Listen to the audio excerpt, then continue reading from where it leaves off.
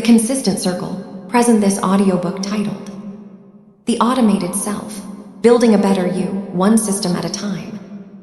Subtitle, How the Principles of Automation Can Unlock Unprecedented Personal Growth. Narrator, Divine Echo. Introduction, The Architect of Your Potential. The mind is not a vessel to be filled, but a fire to be kindled. Plutarch. Look around you. The modern world is a symphony of automation, a silent, efficient ballet choreographed by human ingenuity. Our thermostats learn our preferences, our finances are managed by algorithms, and entire supply chains move with a precision that would astonish our ancestors. We have outsourced complexity to systems, liberating ourselves to focus on what we deem more important. Yet in this landscape of external mastery, a profound irony persists. We leave the most complex, vital system of all, our own development, to chance, to fleeting motivation, and to the exhausting tyranny of daily decision-making. We strive to kindle the fire of our minds, but we do so while hauling our own wood, constantly distracted by the struggle to find a match. This book, The Automated Self, arises from a simple, transformative premise. The very principles that bring order and power to our technological world can be applied with even greater effect to the art of building a better you. This is not a call to become robotic, to strip away spontaneity or the beautiful mess of human emotion. Quite the opposite. It is an invitation to become more fully, radiantly human. It is about using automation not to dehumanize your life, but to defend your humanity, to protect your limited time, focus, and creative energy from the thousand small leaks of mundane necessity. Think of your willpower and cognitive bandwidth as a precious capital. Every decision about what to eat for lunch, when to pay a bill, or how to remember an idea is a withdrawal from that finite account. By the time you reach for the meaningful work, the deep learning, the creative project, the heartfelt connection, you may find your reserves depleted. Automation is the strategic investment that compounds this capital. It is the script that runs in the background, handling the predictable so you can engage with the profound. It is the system that turns aspiration into default action. Here, we reframe self-development from a haphazard pursuit of motivation to the deliberate engineering of a personal operating system. You are both the architect and the beneficiary. Over these 7 chapters, we will move from understanding your core code to scripting empowering routines, from deploying digital trustees to building resilient feedback loops. We will learn to automate recovery from setbacks and scale the acquisition of new skills, ultimately reaching a state of liberated autonomy. This journey is about moving from being a harried operator, constantly putting out fires, to becoming a strategic administrator who designs an environment where growth is not just possible, but inevitable. Let us begin the work of kindling your fire, not with frantic effort, but with intelligent, automated design. Chapter 1, The Kernel, Your Personal Operating System. The first step to managing your life is to understand its operating code. Inspired by Linus Torvalds. Close your eyes for a moment and picture the most sophisticated machine you can imagine. Perhaps it's a satellite probe hurtling toward a distant planet, processing billions of calculations per second to adjust its course. Or maybe it's a global financial network, settling trillions in transactions with flawless integrity. Now, consider this. The most complex, adaptive, and capable system you will ever encounter is not out in the cosmos or on some server farm. It is the system of your own mind, body, habits, and emotions. It is the entity you call I. And yet, for all its sophistication, how often does it feel less like the Voyager probe and more like a cluttered, glitchy desktop from 1995, frozen by too many open tabs, plagued by pop-ups of anxiety, and running on a mysterious, unseen code that sometimes works against you? This dissonance between our potential and our daily experience is the central problem this book seeks to solve. And the solution begins here with a fundamental shift in perspective. We must stop seeing ourselves as merely a collection of urges, thoughts, and reactions. Instead, we must begin to see ourselves as the administrators of a personal operating system, POS. The operating system analogy, from chaos to architecture. In computing, the kernel is the core program at the heart of an operating system. It has complete control over everything in the system. It is the first program loaded on startup, and it manages memory, processes tasks, and handles communication between hardware and software. It is silent, essential, and foundational. Your mindset, your core beliefs, and your unconscious habitual scripts are your kernel. They control the resources of your attention, the processes of your day, and the communication between your ambitions, software, and your actions, hardware. Most people are unaware of their kernel's code. They are simply experiencing the output, often feeling frustrated by slow performance, unexpected crashes, burnout, failure, or malicious scripts, self-sabotage, procrastination. This chapter is about gaining privileged access to that kernel. It's about moving from being a passive user, bewildered by error messages, to becoming the system administrator who can read, debug, and ultimately rewrite the code for optimal performance. The famed computer scientist Linus Torvalds, who created the Linux kernel, understood that power begins with access to the core. Our journey starts with the same principle. Self-awareness is root access. The fallacy of just try harder. Why willpower is a terrible business plan. Our prevailing cultural script for self-improvement is brutally simplistic. Just try harder. Want to get fit? Just try harder to go to the gym. Want to write a book? Just try harder to resist distraction. This philosophy treats willpower as an infinite resource, a bottomless well of determination we can draw from at any time. Neuroscience and lived experience reveal this to be a catastrophic myth. Willpower, or self-regulation, is a finite cognitive resource, deeply linked to glucose levels and mental fatigue. Roy F. Baumeister's seminal research on ego depletion illustrated that acts of self-control draw from a shared pool of mental energy. Deciding what to wear, resisting a donut, forcing a smile in a tedious meeting, all these deplete the same account. By the time you face a truly meaningful challenge, the creative work, the difficult conversation, the deep learning, your account may be dangerously overdrawn. Relying on trying harder is like trying to run a Fortune 500 company out of a petty cash box. It's not a scalable or sustainable strategy. Automation, in the context of our POS, is the alternative. It is the act of writing a script, a predefined set of instructions, that runs automatically, bypassing the need for willpower entirely. You don't need willpower to brush your teeth. It's an automated ritual. The goal is to transform your highest aspirations from exhausting acts of will into effortless, automated processes.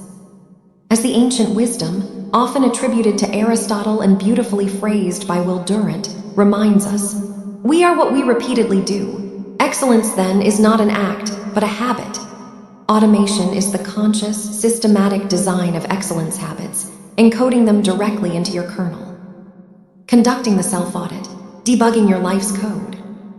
A system administrator's first task when something is malfunctioning is not to blame the user, but to examine the logs. They run diagnostics. Before we can write new, empowering code, we must debug the old. This requires a courageous and clear-eyed self-audit. We must become forensic observers of our own failures, not to indulge in self-flagellation, but with the detached curiosity of an engineer seeking a bug. Start by identifying your recurring, fatal errors and performance bottlenecks. These usually manifest in areas of chronic frustration. The procrastination loop. A task appears in your queue. Your kernel runs an old script. This is hard, unpleasant, daunting. A sub-process kicks in to seek immediate relief, check phone, clean fridge, browse internet. The task is deferred. Anxiety builds as the deadline approaches. The script runs again with higher stress. This is a logic error in your task management code. The negative self-talk demon. A demon is a background process that runs continuously. For many, a critical, pessimistic internal narrative runs like a malicious demon, consuming psychic RAM. You're not good enough. They'll find out you're a fraud. Why even try? This isn't truth, it's faulty code. Often inherited from old installations, childhood experiences, past failures. The memory leak of unfinished business. In computing, a memory leak occurs when a program fails to release memory it no longer needs, slowly draining system resources. Your mental equivalent is the open loop, the unanswered email, the unpaid bill, the unresolved argument, the half-formed idea. Each one consumes a sliver of your cognitive bandwidth, a constant, low-level drain on your processing power, as psychologist Bluma Zygarnik famously documented. The context switch penalty. Every time you interrupt a deep task to check a notification, your brain incurs a context switch penalty. It must save the state of one task, load the context of another, and then later reload the first. This is computationally expensive and leads to mental fatigue and shallow work. A cluttered, reactive environment forces constant context switching. To conduct your audit, keep a system log for 1 week. Not a journal of feelings, but a neutral log of events. 8:30 a.m. intended to start report. Opened browser.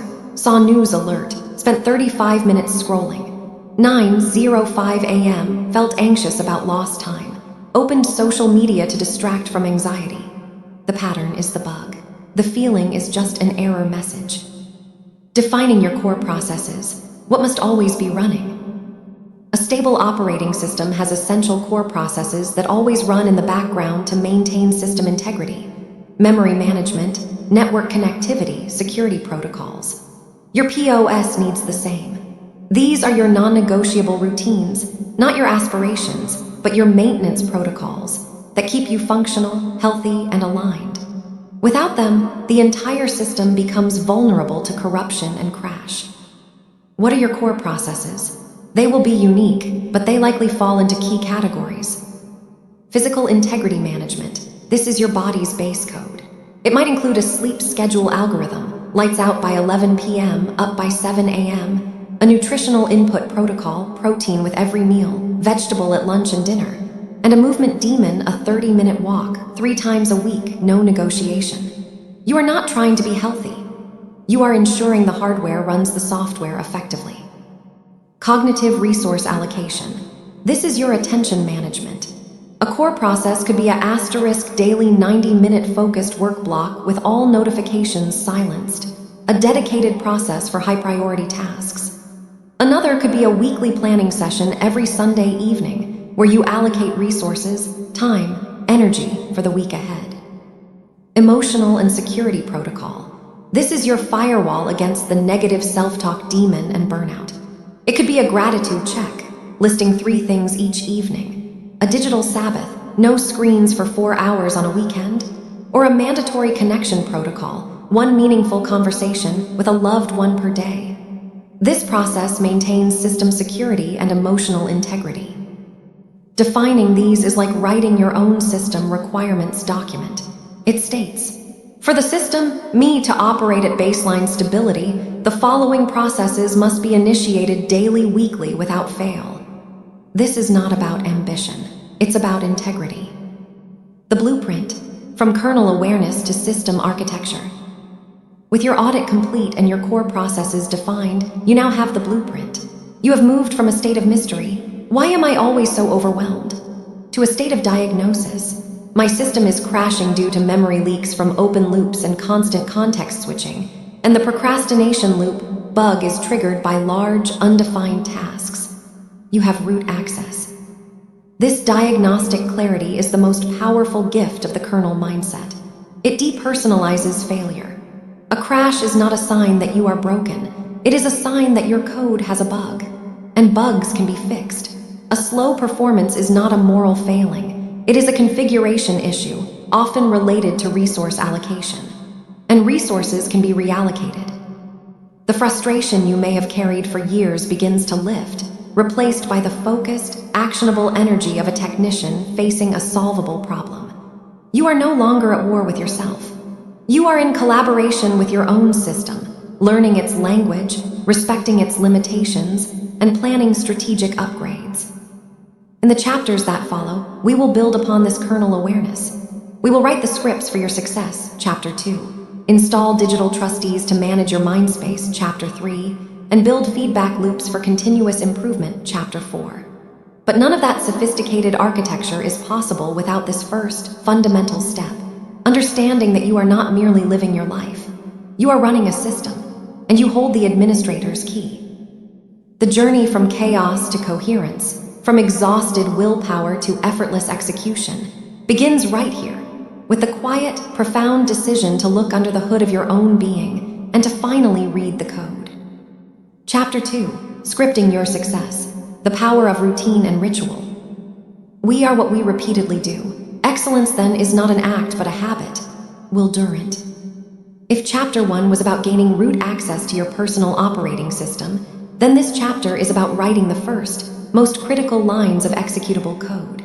We move from diagnosis and architecture to active programming. The kernel is now aware. It's time to give it a set of robust, reliable scripts to run. In the world of self-automation, these scripts are called routines and rituals. They are the deliberate, pre-programmed sequences of behavior that transform lofty aspirations from abstract concepts in your mind's documents, folder into living, breathing processes running in the foreground of your daily life. The poet W.H. Auden saw through the modern aversion to structure when he wrote, "Routine, in an intelligent man, is a sign of ambition."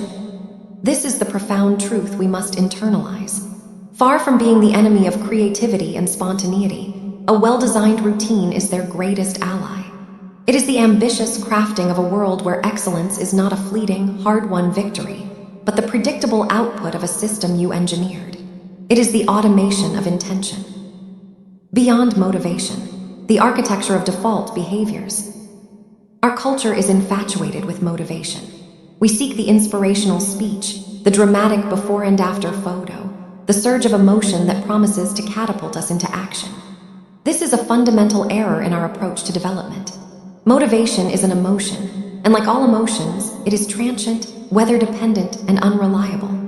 Basing your growth on motivation is like building your house on a tide line. The water of enthusiasm will inevitably recede, leaving your foundations exposed. Routine is the engineering solution. It is the levee you build so you can thrive regardless of the emotional weather. It operates on a different principle, the power of defaults. A default is the preset option that takes effect if no active choice is made. Your goal is to make your desired behaviors the default setting of your life. You don't decide every morning whether or not to build your future. The script simply runs. The alarm sounds, and your body executes the morning ritual sequence because that is what it does at 6:30 a.m. No decision required. No motivation needed. The philosopher William James understood this a century ago, nodding, "It is our attitude at the beginning of a difficult task which, more than anything else, will affect its successful outcome." A routine automates the correct attitude by automating the first decisive action. The keystone ritual, building your day's foundation. The most powerful script you will write is your keystone ritual, a bookend routine performed at the start and end of your day. This isn't a mere checklist. It's a ceremonial program that initializes and then gracefully shuts down your system, ensuring data is saved and processes are cleared. The morning ritual, system boot up. Your morning ritual is your pseudo-start day command. It should be designed not as a frantic launching pad, but as a deliberate, controlled sequence that sets your system's state for the hours ahead. It moves you from a passive, reactive mode to an active, intentional one. An effective boot-up sequence addresses 3 core domains. Physical priming, the hardware check. This script claims your body for the day. It could be hydration, a full glass of water, movement, 7 minutes of stretching, a short walk, fuel, a consistent, nutritious breakfast, and exposure to natural light. It sends a powerful signal. The physical vessel is a priority. It loads the necessary drivers for energy and focus. Mental clarification, clearing the cache.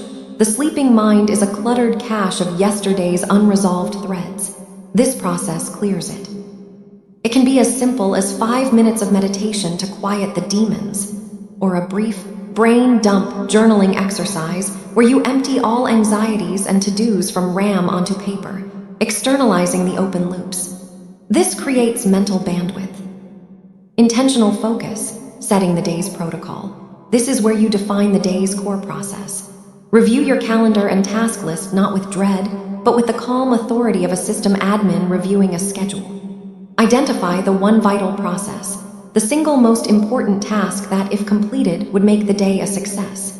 This focuses your system's resources on a primary objective, preventing the diffusion of attention. The evening ritual, system shutdown and backup. An improper shutdown leads to corruption and slow boot times. The evening ritual is your graceful shutdown, now. Its purpose is threefold: to process the day's data, to express gratitude for resources used, and to prepare for system maintenance, sleep. The shutdown sequence. This is a deliberate signal that work is over. It could be a physical action, shutting down your computer, tidying your workspace, brewing a cup of herbal tea. It tells your brain, the work process is now terminating. Data backup and review the daily log. A quick, non-judgmental review. What processes executed well? Where did you encounter a bug, a distraction, a moment of anger? Capture one lesson. This isn't self-criticism, it's system logging for future optimization. Gratitude and release, closing applications. Writing down 3 specific things you are grateful for is not Pollyannish. It's a crucial security protocol. It forces a scan for positive data, overwriting any lingering negative code from the day. It's the equivalent of closing all applications before sleep, ensuring no errant processes drain your battery overnight. Task batching and energy cycling, the CPU of your life. A novice programmer writes code that executes linearly and inefficiently. An expert groups similar operations, minimizes context switching, and schedules heavy computations for when resources are highest. You must apply this to your day. Task batching. This is grouping cognitively similar tasks and executing them in a dedicated block. All your email, messages, and admin work is one batch. All your creative work is another. All your meetings are another. Batching reduces the catastrophic context switch penalty. Each time you switch from writing a report deep linguistic processing to answering a Slack message, social reactive processing, you incur a cognitive cost. It can take over 20 minutes to regain deep focus. Batching automates focus by creating thematic sprints for your brain. Energy cycling, chronotype management. Your CPU has different clock speeds throughout the day. You are not a machine with constant processing power.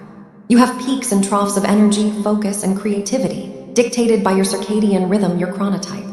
The automation hack is to schedule your task batches according to your natural energy cycles. Are you a lion morning peak, a bear mid-morning to afternoon peak, a wolf evening peak, or a dolphin erratic? Schedule your most demanding, creative, or strategic work, your deep work batch during your peak energy window. Schedule administrative batches, email, logistics for your lower energy troughs. This isn't time management, it's energy asset management. You are automating the alignment of task difficulty with biological capacity. Microscripts, the if-then algorithms of daily life. The grand architecture of daily rituals is built upon a foundation of tiny, moment-to-moment scripts. These are your behavioral if-then algorithms, the most basic form of self-automation. The 2-minute rule, David Allen. If a task presents itself and will take less than 2 minutes to complete, then execute it immediately. This script prevents the proliferation of memory leak tasks. It automates decisiveness for small actions, keeping your system clean. Trigger action planning, implementation intentions. This is a formalized way to script behavior for predictable challenges. The formula is, if situation/trigger, then I will behave here. Vague goal, I won't get distracted by my phone. Automated script, if I feel the urge to check my phone during my deep work block, then I will take 3 deep breaths and write the impulse down on a notepad. Vague goal, I'll be more positive. Automated script, if I hear my inner critic say, "You can't do this," then I will respond with, "The plan is to execute the next step." These scripts run in the background. When the trigger occurs, the then action executes with minimal conscious intervention, bypassing the deliberative, willpower-draining part of your brain. The ritual of the weekly review, the system reboot. Even the most stable OS benefits from a weekly reboot. The weekly review, popularized by productivity systems like JTD, Getting Things Done, is your sacred system maintenance window. This 60-90 minute ritual, ideally scheduled for a Friday afternoon or Sunday evening, is where you step fully into the administrator role. You collect and process. Gather all loose ends, physical notes, digital scraps, open loops from your mind, and process them into your trusted system, to-do lists, calendar, project files. Review and update. Look over your calendars, past and future, your project lists and your goals. Have your priorities shifted? Does your upcoming schedule reflect them? This is where you adjust your system's settings. Clean and clarify. Clear your physical and digital workspaces. Empty your email inboxes. Update your task lists. This is the equivalent of clearing your caches, defragmenting your hard drive, and ensuring all your software is up to date. Mike Murdoch famously said, "The secret of your future is hidden in your daily routine." This chapter has revealed the corollary. You are the one who writes that routine, and therefore, you hold the pen that scripts your future.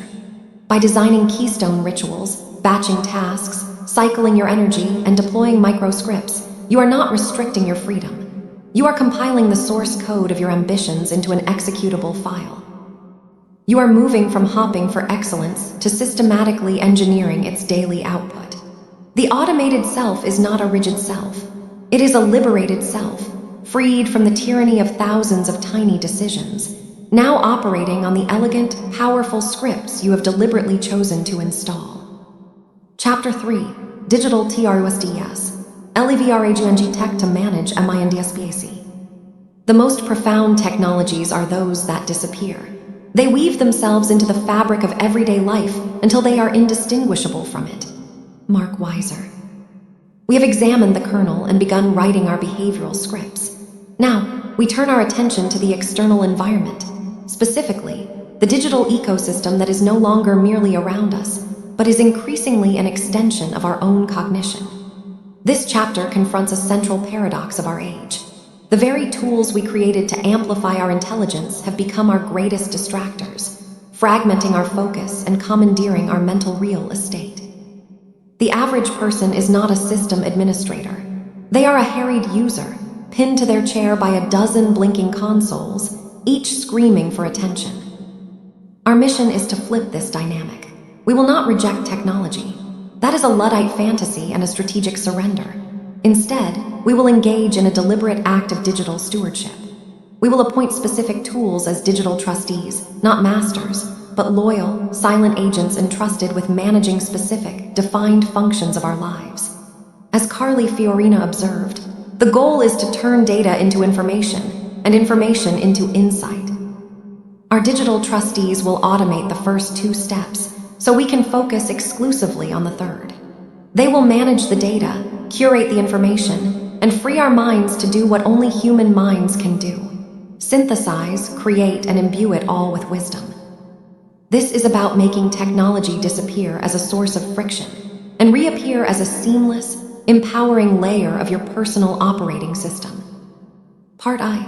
The externalized mind building a second brick. The foundational act of digital stewardship is the creation of an externalized mind. Your biological brain is a brilliant processor and synthesizer, but a terrible long-term filing cabinet. Trying to remember everything, from the key insight from a podcast to your nephew's birthday to the spark of a business idea, creates the cognitive equivalent of RAM overload. This is the memory leak we debugged in Chapter 1. A second brain is the permanent, searchable, structured storage solution. The trust, digital note-taking apps, Obsidian, Notion, Evernote, Apple Notes. The mandate, to capture, organize, and retrieve any information of value forever, with zero cognitive tax on your primary brain. Automating your knowledge management involves creating systematic protocols. The capture protocol. Establish frictionless capture methods. Use a quick capture widget on your phone, a voice memo app, or a pocket notebook that you process daily. The rule is simple. Any idea, quote, article, or task that resonates must be immediately diverted from your fragile biological memory into your trustee system. This is the if interesting then capture script in action. The processing and tagging algorithm. Raw capture is digital hoarding. Information must be processed into knowledge. Adopt a simple, consistent method like the code framework. Capture, get it in. Organize, file it. Use tags, e.g., project text, health, # inspiration, or folders. The goal is not perfect taxonomy, but good enough retrievability. Distill, reduce it to its essence. When you revisit a note, bold the core sentence. Summarize long articles in 3 bullet points. This turns data into insight-ready material. Express, use it, create from it. This is where the stored knowledge fuels your work. The retrieval promise. The true power of this trustee is in retrieval. A search for mindfulness plus stress can instantly surface every relevant note, article highlight, and personal reflection from the last 5 years.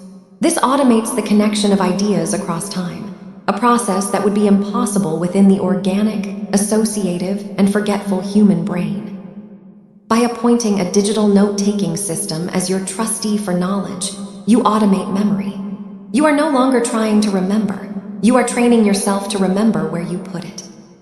Part II, automating the administrative self, clearing psychic clutter. A staggering amount of our daily anxiety and mental clutter comes not from existential dread, but from administrative overhead, the niggling, low-stakes but essential tasks of modern life. This is the realm of calendar management, bill payments, meal planning, and household logistics. To leave these to chance or willpower is to let trivialities hijack your bandwidth. The trust, calendar apps, automation services, Zapier/IFT, subscription management tools. The mandate, to execute or remind you of all routine life admin, creating a predictable, hassle-free operational backdrop. Here is where you script your life's logistics. Calendar as command center. Your calendar is not just for meetings. It is the master script for your time. Time blocking, from Chapter 2, is the act of appointing your calendar as the trustee for your focus. You automate focus by scheduling it. A block labeled Deep Work, Project Phoenix, that recurs every Tuesday and Thursday from 9:11 a.m. is a contract with your system. Your calendar also holds trusteeship for personal commitments. Weekly family call, grocery shopping, system review. When a request comes in, you don't decide based on feeling. You consult the trustee. If it fits in a white space, it can be added. If not, it's a no. The calendar becomes the objective arbiter of your time. The bill pay and subscription automator. Set up automatic payments for every recurring bill. This is a no-brainer.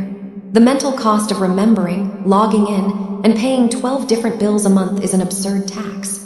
Your bank or biller's autopay system is the trustee. For tracking subscriptions, use a tool like Truebill or a simple calendar reminder for an annual subscription audit. Automate the outflow. Schedule the review. The meal planning and shopping algorithm. Decision fatigue is real. Use a meal planning app or a simple recurring note to plan a rotating menu of 10-15 easy, healthy meals. Create a standardized shopping list template. Schedule an hour each Sunday to execute the meal planning process. You automate nutrition and eliminate the daily "what's for dinner?" crisis, a significant and underrated drain on evening willpower. By appointing digital trustees for administration, you are not being lazy. You are engaging in cognitive offloading. You are paying a small automation tax, the time to set up the system to eliminate a massive, recurring willpower tax. Part III, controlled information flow. From fire hose to curated IV drip. The internet is a fire hose of data pointed directly at your face 24/7. Social media algorithms, news cycles, and clickbait are designed to hijack your attention, the most valuable resource you have. To consume information passively is to hand over trusteeship of your mind to entities whose incentive is your engagement, not your enlightenment. The trust, RSS readers, Feedly, InnoReader, newsletter managers, content blockers, read later apps pocket in Instapaper. The mandate, to proactively gather and deliver high-quality information from sources you choose on your schedule and to block unsolicited noise. This is about moving from being a prey animal in the attention economy to being a curator of your own intellectual diet. Proactive curation via RSS. An RSS reader is the ultimate trustee for content. Instead of visiting 10 websites or hopping your social feed shows you something valuable, you subscribe directly to the blogs, journals, and publications you respect. Your trustee then assembles all new content in one clean, ad-free interface. You control the source. The trustee handles the aggregation. This automates the discovery of quality information. The read later funnel. When you encounter an interesting long read online during a work block, you don't read it then, context switch penalty. You click your Save to Pocket browser extension. The article is sent to your trustee. Later, during a scheduled reading batch, e.g. 30 minutes after lunch, you open Pocket and read in a focused, clean environment. This script, if interesting, but untimely then send to trustee, keeps you on task while ensuring nothing of value is lost. The aggressive filter. Use tools to block the noise. Install ad blockers. Use website blockers, Freedom, Cold Turkey, to shut down distracting sites during focus blocks. Ruthlessly unsubscribe from promotional emails. This is your digital immune system. You program it to automatically repel attention-seeking intrusions. Part IV. The automation of environment, smart contexts. Our final frontier is the automation of our physical and digital contexts to induce desired states of mind. This is where tools move from being functional to being behavioral. The trust, smart home devices, focus apps, environmental controls. The mandate, to shape your environment in a way that automatically encourages focus, relaxation, or creativity without conscious intervention. The focus script, if it is 9 a.m. on a weekday, then my smart lights turn to cool white, my phone goes to do not disturb mode via automation, and a focus playlist, instrumental, no lyrics, begins playing on my speakers. The environment itself becomes a trigger for a work state. The wind down protocol. If it is 9:30 p.m., then the house lights dim to a warm glow. My phone switches to grayscale, reducing visual stimulation, and all non-essential notifications are silenced. The environment now automatically signals to your biology that it is time to prepare for system maintenance, sleep. The creative container. You might have a specific user profile on your computer for writing, with a minimalist desktop, only essential apps, and a specific background. Switching to this profile is a ritual that tells your brain, we are now in the right container. Technology pioneer Kevin Kelly was right. Tools amplify our capacities. In this chapter, we have moved from being amplified by technology to amplifying ourselves through deliberate technological delegation. We appoint trustees for memory, for administration, for information, and for environment. We shift from being users reacting to pings and alerts to being administrators who have programmed their digital landscape to serve their deepest priorities. The result is a mind no longer cluttered with data or burdened by logistics. It is a mind cleared for takeoff. A mind with the space, finally, to do its best work. Your digital trustees handle the predictable. You are now free to engage with the profound. Chapter 4. The Feedback Loop. AUTOMATNG Awareness and Accountability. What gets measured gets managed. Peter Drucker. We have built a formidable structure. A debugged kernel, behavioral scripts, and a suite of digital trustees. Yet, a system without a feedback mechanism is a rocket launched without telemetry. It might look impressive at liftoff, but it has no way to correct its course, and its fate is left to chance. In the journey of self-development, good intentions and elegant systems are not enough. They must be coupled with an unflinching, automated process of measurement, reflection, and course correction. This chapter is about installing the dashboard and the gyroscopes in your personal operating system. Peter Drucker's iconic statement, often quoted in boardrooms, is a foundational truth for the self. You cannot manage, let alone improve, what you do not see. The human mind, however, is a master of narrative, not of metrics. It excels at telling stories. I've been working so hard. I'm getting better. I'll start tomorrow. But is notoriously poor at accurate self-assessment.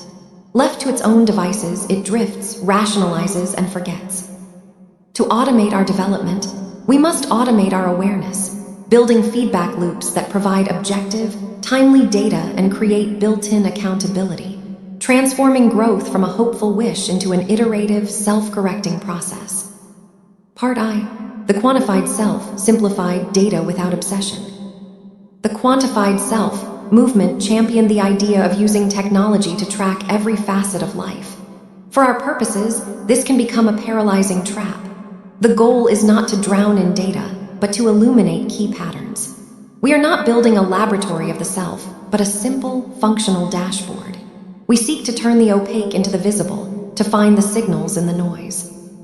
The trust, habit trackers, streaks, habitica, wearables, Fitbit or Ra Ring, basic spreadsheets, the one-sentence journal. The mandate, to automatically or near-effortlessly capture a minimal set of key performance indicators, KPIs, for your physical, mental, and project-based health. Your dashboard should track only what is actionable and meaningful. Here, how to build it. The foundational health metrics. These are the vital signs of your hardware. A wearable can automatically track sleep duration and quality, resting heart rate, and daily activity.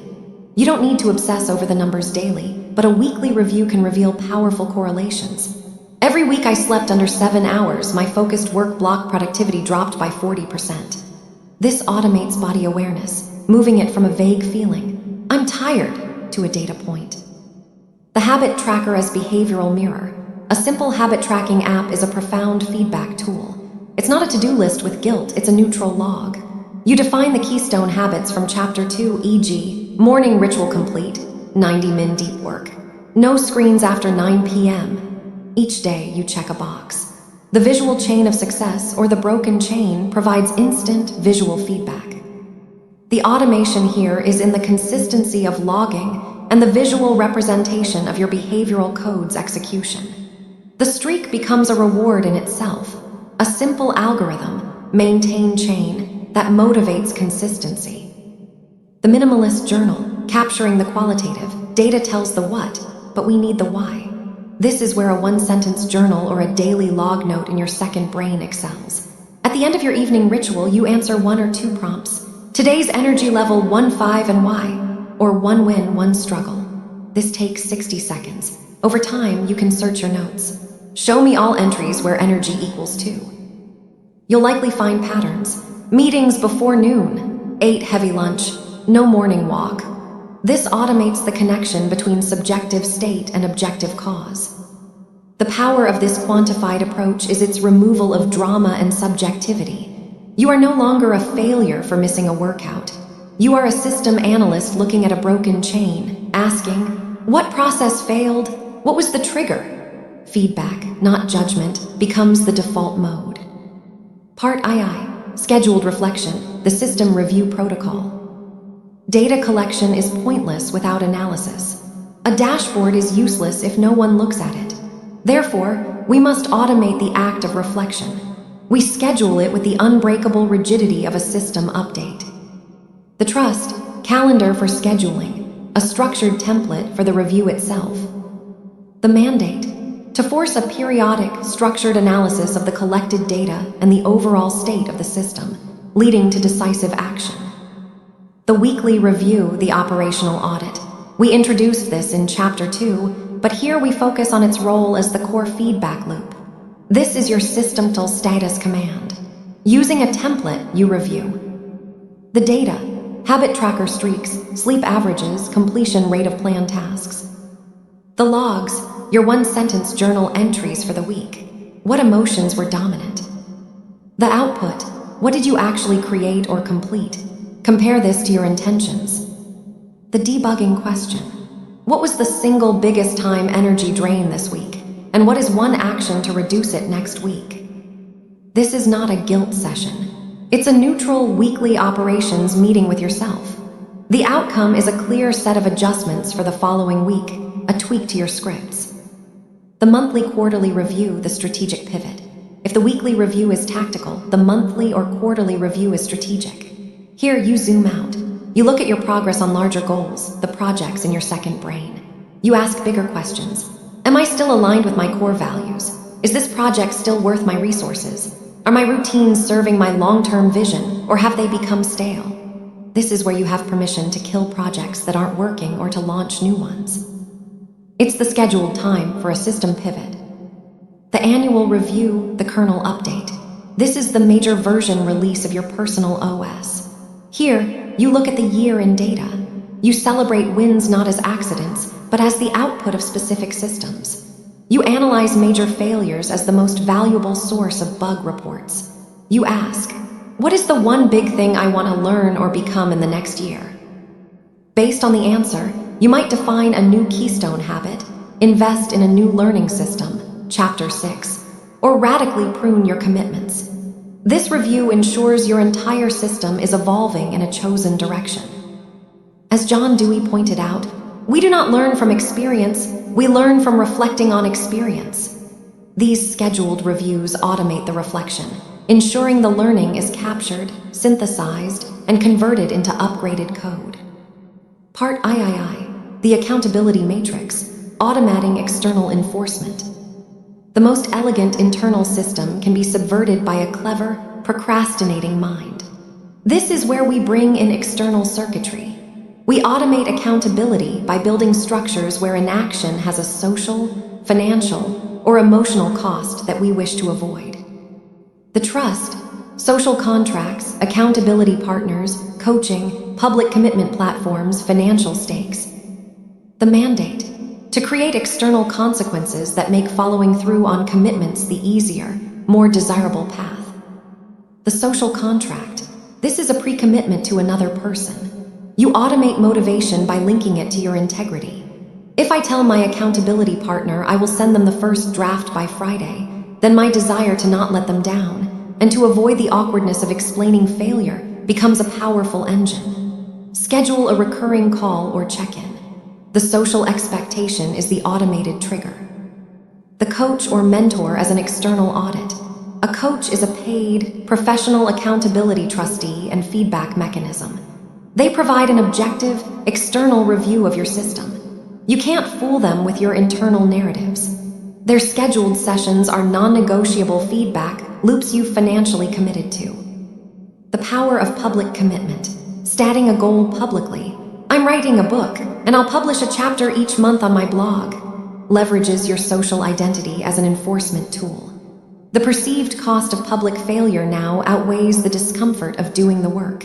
You've automated a new motivation, reputation protection and building. Financial stakes commitment contracts.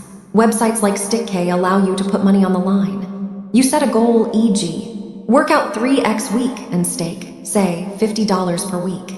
If you fail to provide proof, the money is automatically donated to an anti-charity, a cause you despise. This makes the cost of failure viscerally real and automated.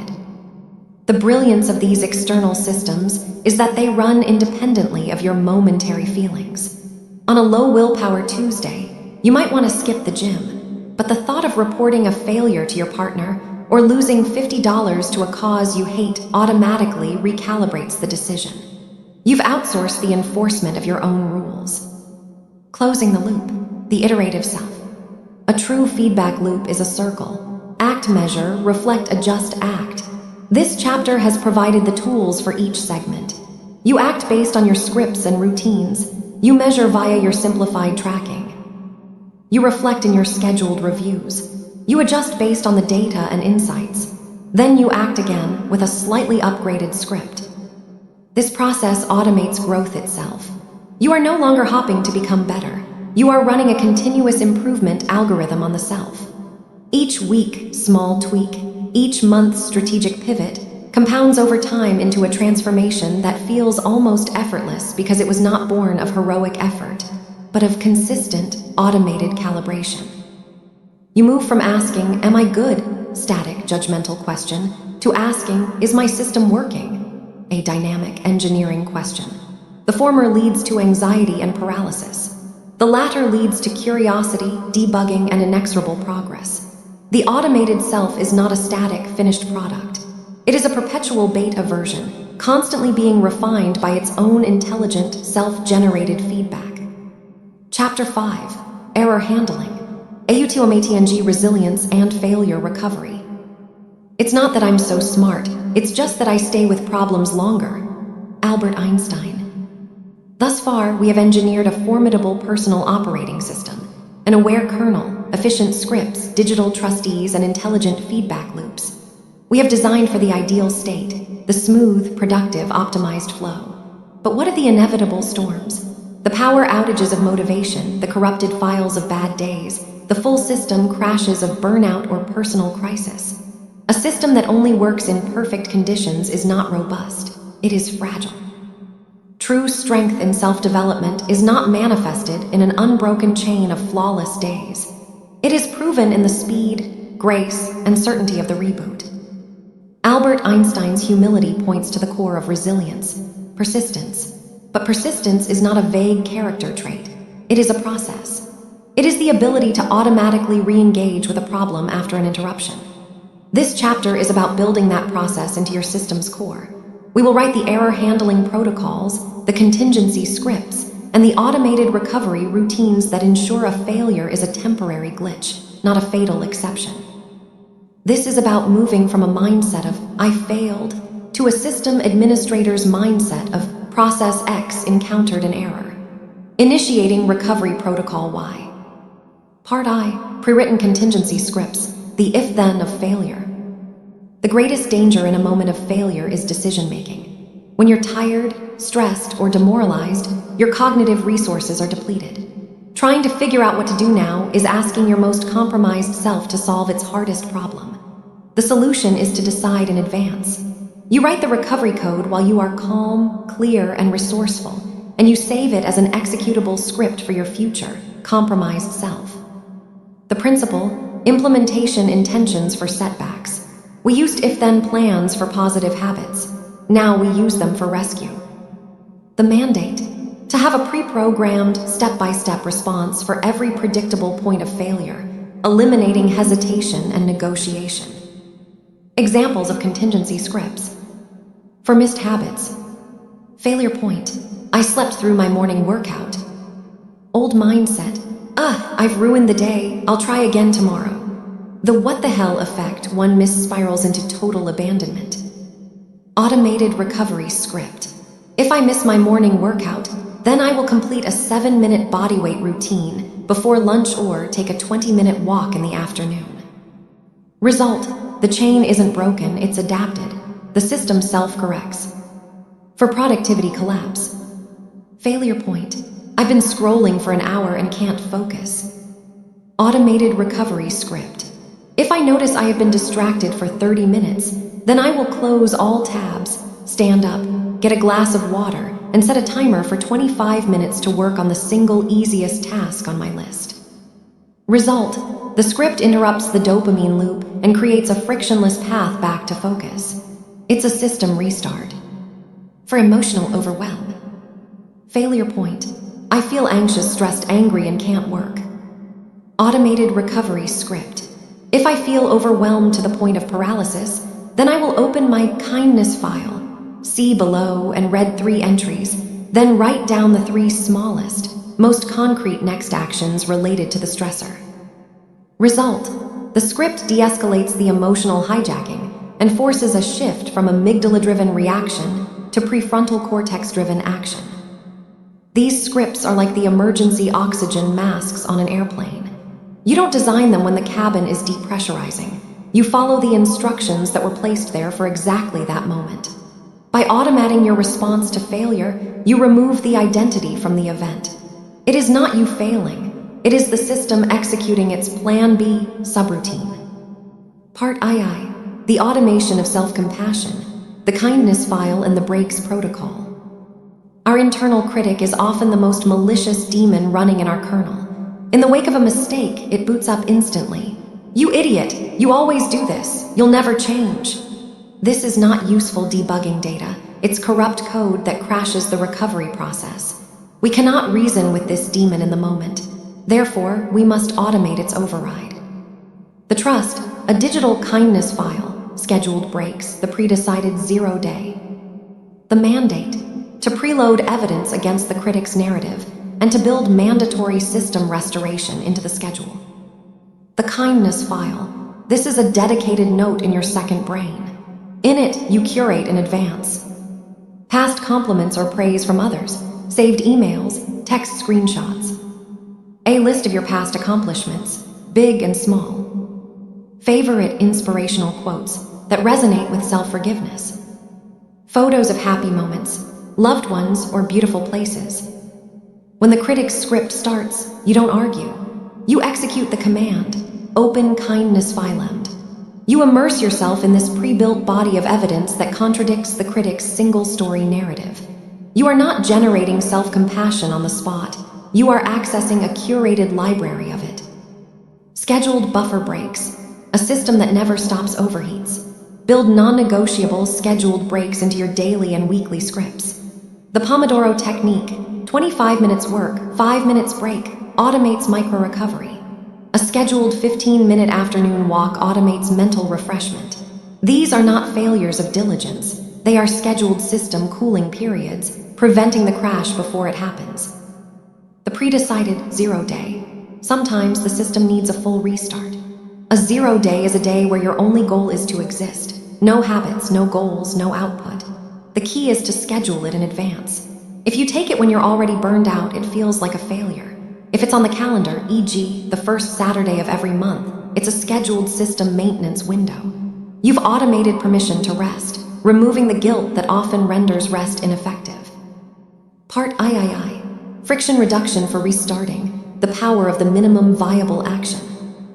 The hardest part of any derailed project is the restart. The inertia is massive. The perceived effort looms large.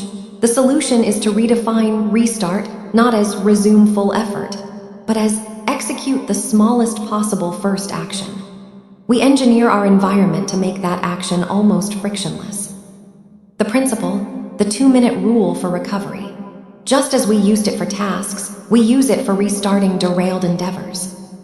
The mandate, to define and prepare for the microscopic first step that bridges the gap between inaction and motion.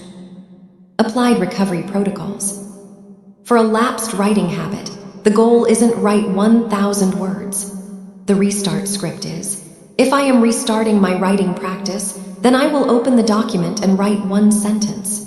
Or even set a timer for 5 minutes and write badly. For a cold exercise routine, don't plan a full gym session. Lay out your workout clothes the night before. The script is, if I am restarting exercise, then I will put on these clothes and walk to the end of the driveway. The action is so small that resistance is pointless.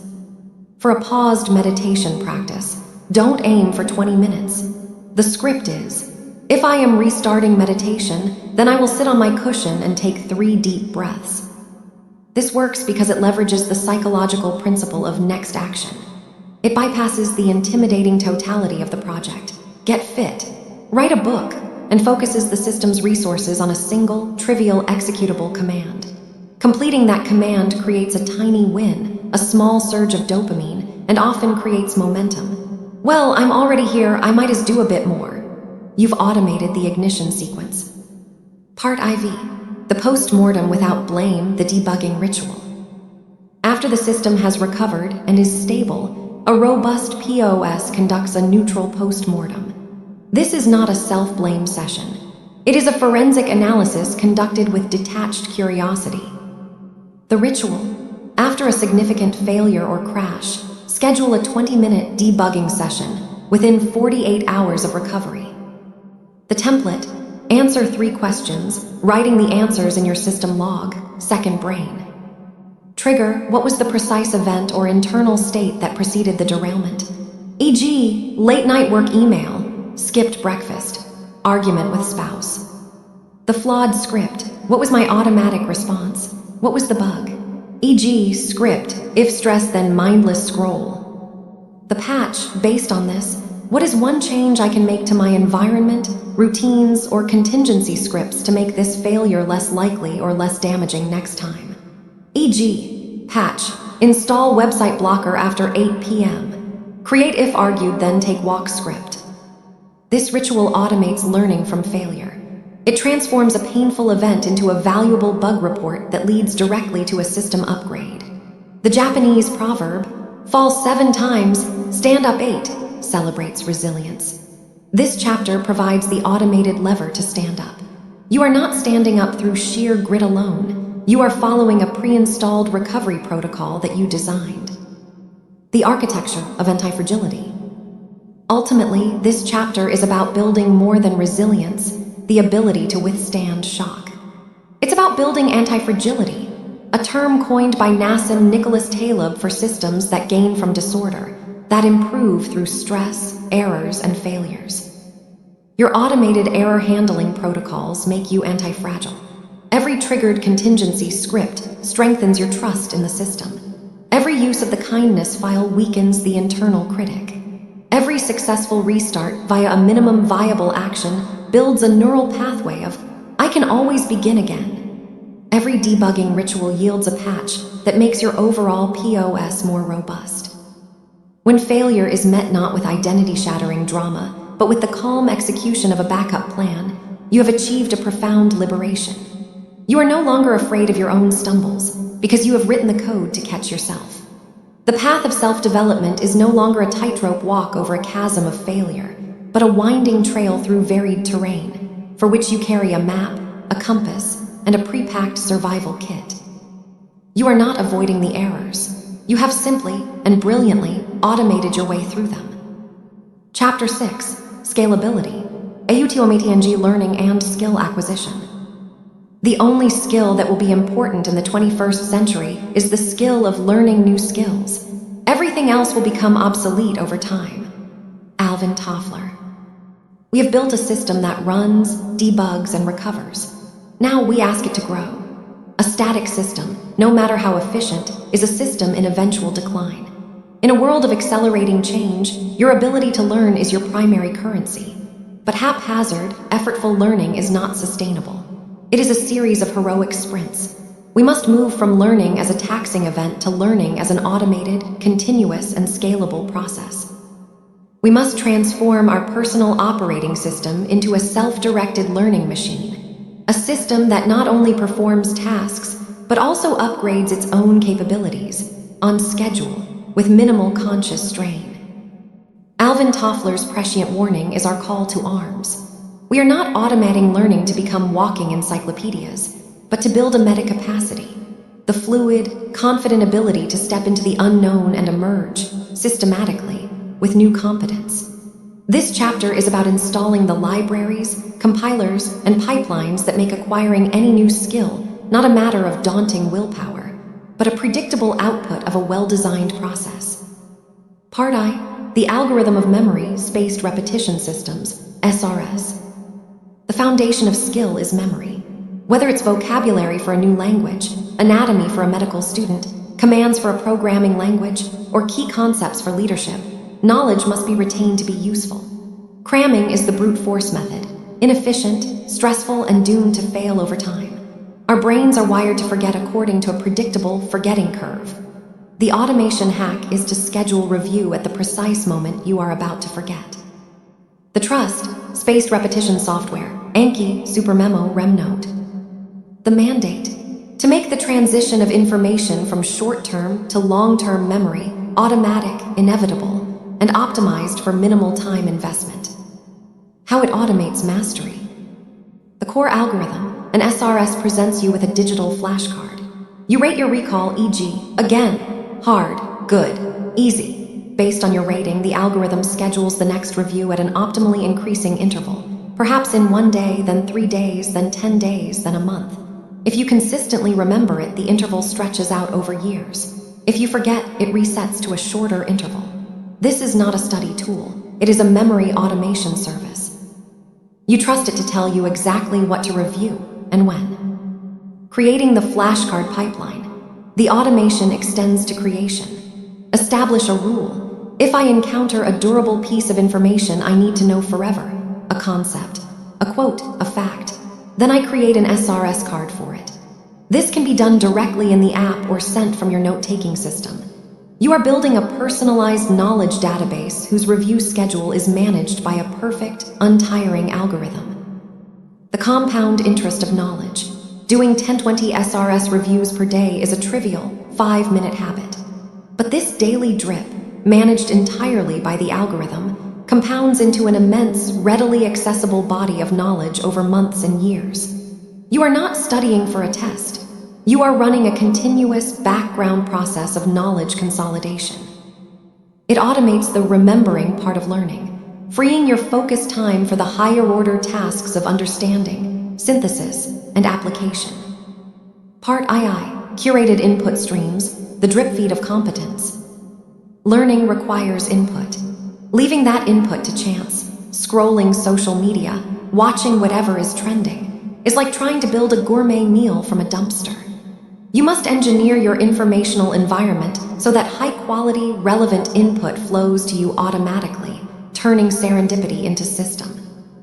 The Trust, RSS readers, Feedly, podcast apps, algorithm training, YouTube, Amazon, book subscription services, Audible, Blinkist.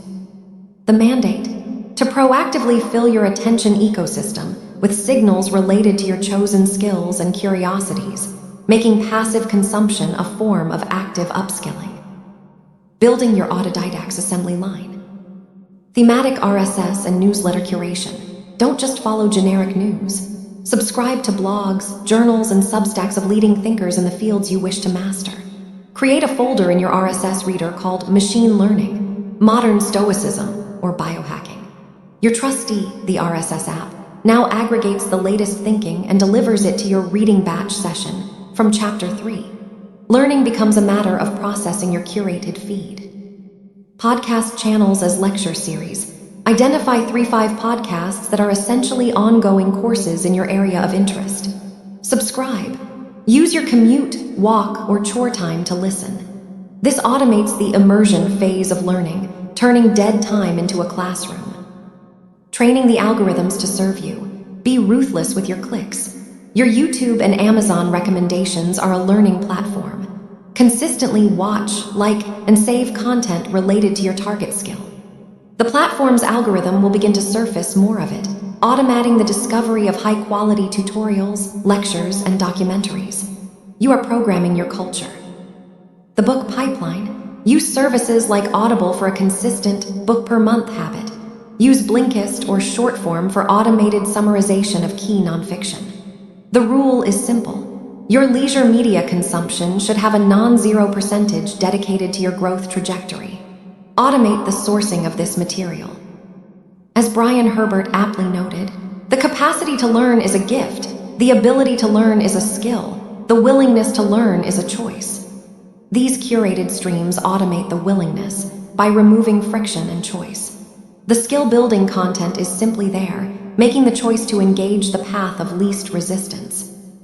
Part III, project templating and the practice pipeline, from theory to automatic execution. Knowledge without application is decoration. Skill is forged in the crucible of deliberate practice. But starting a practice session often involves daunting setup.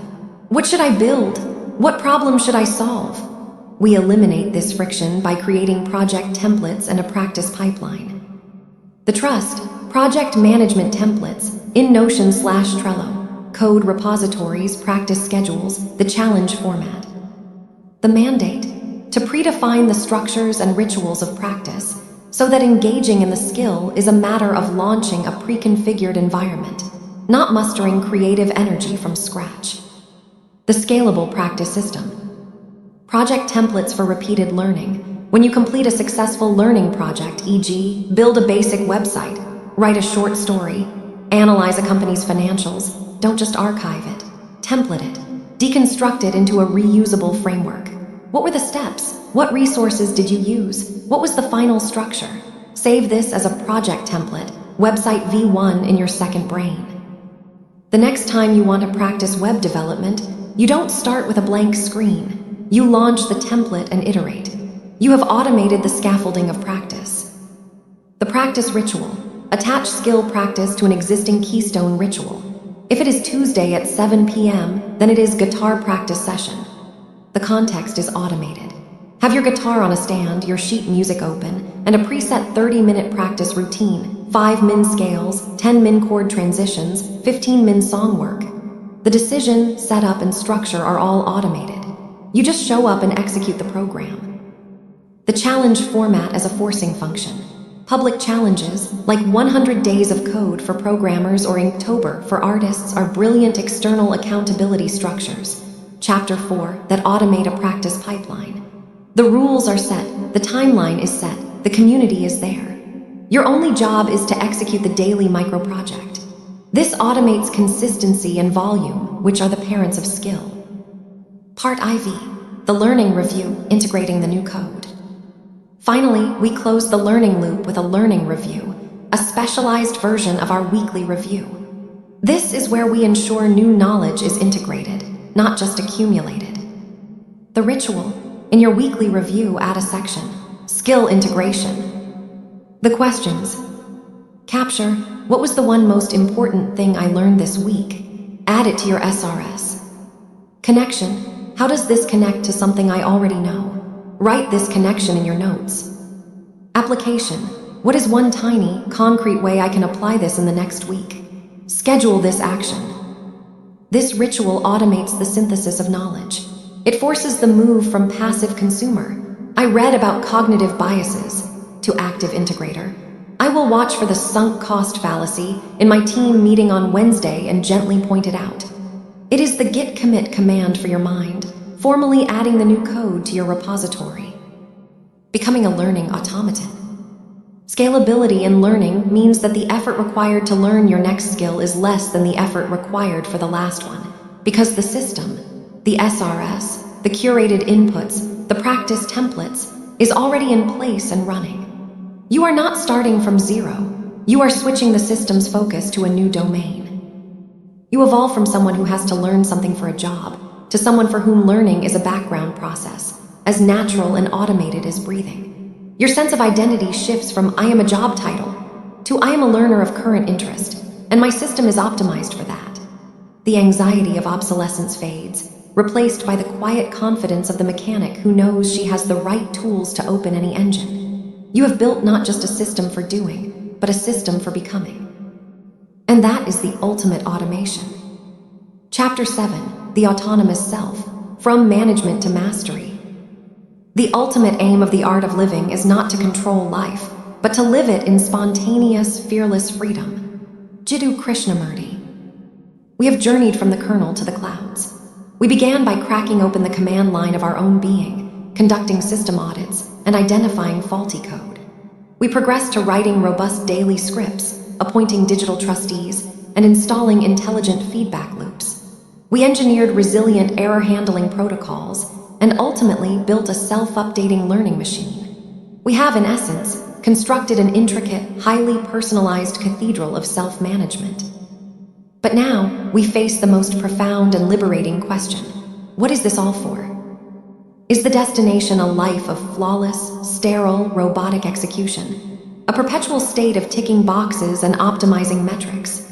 No. The architecture we have built has a singular, transcendent purpose: to create the conditions for autonomy. The final stage of automation is not more control, but the freedom that emerges when control becomes unnecessary. This chapter is about the graceful handoff, from being the meticulous system administrator to becoming the inspired user, the artist, the explorer, inhabiting the spaciousness your systems have carved out. It is about moving from management to mastery, where the structures fade into the background, supporting a life of spontaneity, creativity, and profound presence. Part I, the paradox of automated freedom, structure as liberation. The great paradox at the heart of this entire endeavor is this: we impose structure to achieve freedom. We create constraints to unleash creativity. We automate the predictable to engage with the profound. Consider the musician. She does not sit down at the piano each day to be spontaneous. She has automated the fundamentals through years of deliberate practice, scales, arpeggios, chord progressions. These are her scripts, her muscle memory algorithms. They are so deeply embedded that they require no conscious thought. This automation is what liberates her. When she improvises a jazz solo, she is not thinking about finger placement or music theory.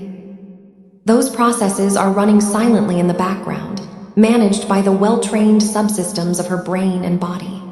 Her conscious mind is freed to feel, to express, to play with emotion, to respond to the other musicians in the moment. The stricture of practice has granted her the freedom of artistry. Your personal operating system is the instrument. The routines, the trustees, the feedback loops, these are your scales and chords. They are not the music. They are what make the music possible. By automating the maintenance of the instrument, Your health, your logistics, your learning, and the playing of the fundamentals. Your keystone habits, you liberate your conscious attention, your most sacred resource for the music of your life. Deep connection, creative breakthroughs, strategic insight, and joyful play.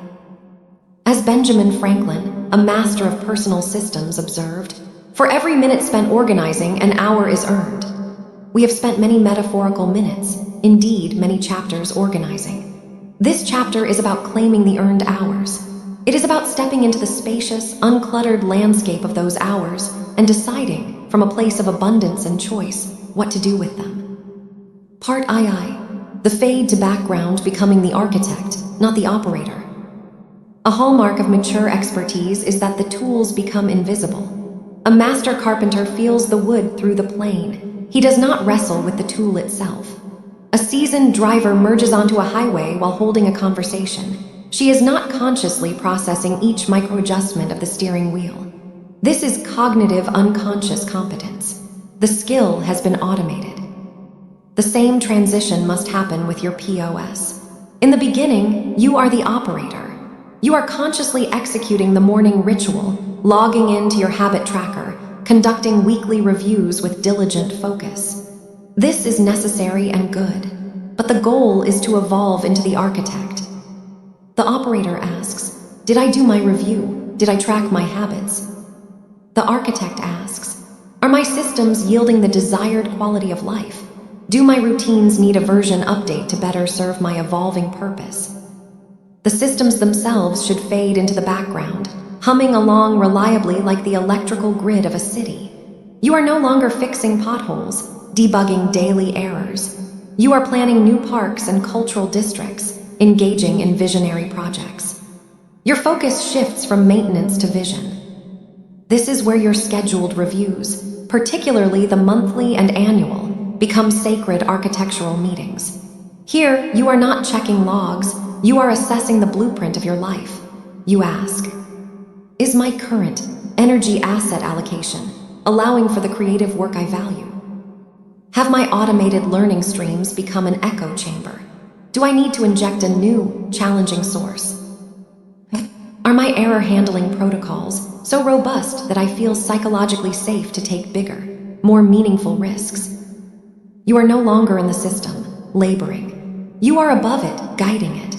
The autonomy you feel is the autonomy of the ship's captain who trusts his crew and his navigational instruments, so he can keep his eyes on the horizon and the stars. Part III.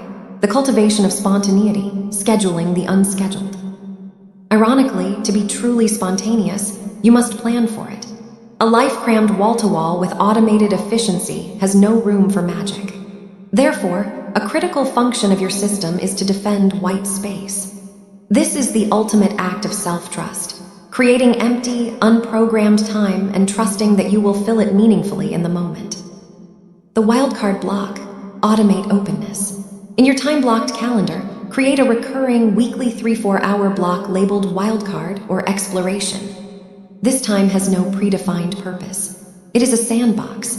It might be used for a long, aimless walk, diving down a rabbit hole of curiosity sparked by your learning streams, calling an old friend, starting an impulsive creative project, or simply doing nothing. By scheduling it, you protect it from the encroachment of the urgent and give yourself permission to play. The impulse log. Create a simple note titled "Someday Maybe Impulses." When a spontaneous desire strikes, love to learn pottery. I want to visit that new exhibit. I should host a dinner party. And it's not the right time, don't just dismiss it. Capture it in this log. During your weekly review, you can review these impulses, and if they still resonate, schedule them into a future wildcard block or project plan. You automate the capture of spontaneity, so it can be honored later, rather than lost. System-enabled adventure. Your system should enable adventure, not prevent it. Your financial trustee, auto savings, creates a fund for travel. Your project templating system means you can plan a trip quickly. Your habit of capturing learning means you can deeply engage with a new culture. Your systems are the stable base camp from which you launch expeditions. Part IV. The flowing self, integration, and the end of the dichotomy. The final stage is the dissolution of the perceived boundary between the system and the self. You are not a person with a system. You are the system, a dynamic, adaptive, flowing organism of habits, tools, and consciousness. The Japanese concept of mushin, Chinese letter, or no mind from martial arts is apt. A state of effortless action where the practitioner does not think but simply acts, with the body and spirit moving in perfect, trained harmony. There is no separation between the thinker, the tool, and the action. This is the state of the autonomous self. You are not constantly practicing mindfulness.